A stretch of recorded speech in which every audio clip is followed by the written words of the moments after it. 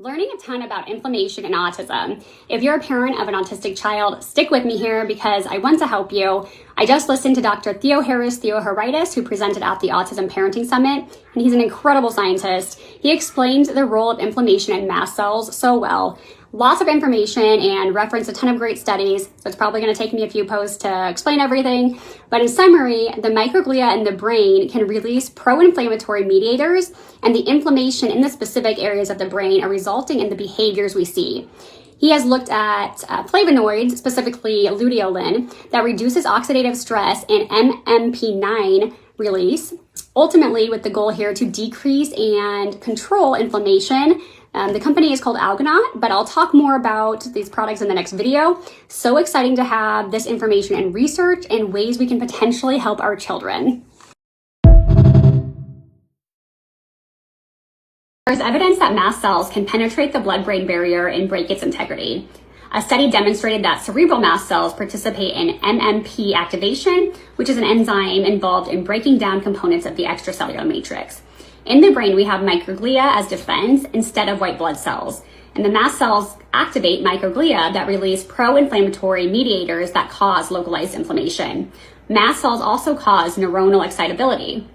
They have a large role in function of microglia in modulating responses to infections, inflammation, trauma, and stress. Astrocytes can also be activated by mast cells.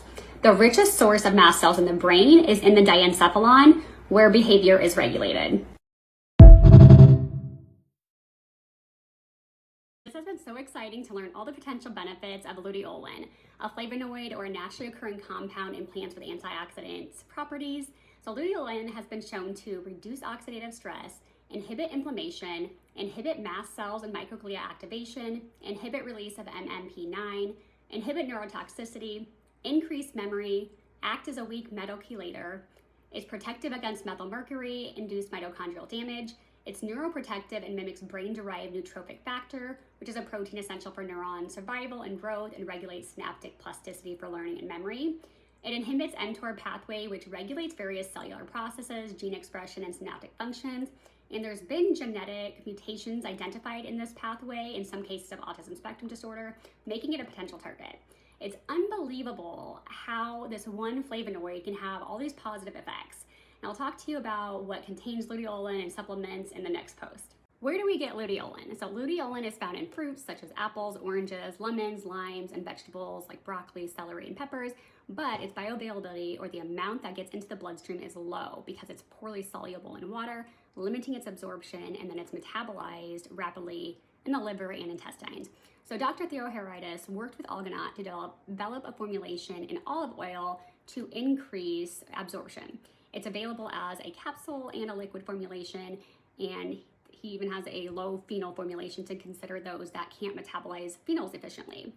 As we know, kids in general, especially autistic kids, can be very picky and particular on taste. So he's been trying to develop an intranasal formulation so that it can get directly into the brain and bypass the gastrointestinal tract. But he's been trying to get this funded for 4 years and hasn't been able to. He's not funded by pharma, and this is his life's work. He has 42 years of research into this. This is so promising and would be such a huge step in the right direction for treatment options for autistic kids and their families that are struggling every day with symptoms and behaviors. And this needs to get to RFK, Dr. Casey Means, and HHS to support this. RFK has pledged to do massive testing and research efforts, but we have the research. It's here. We just need to find it and put it all together. So let's use what we already have and put all these connections together. So please like, follow, share this because we need to reach these individuals that can make a difference through social media. Thanks.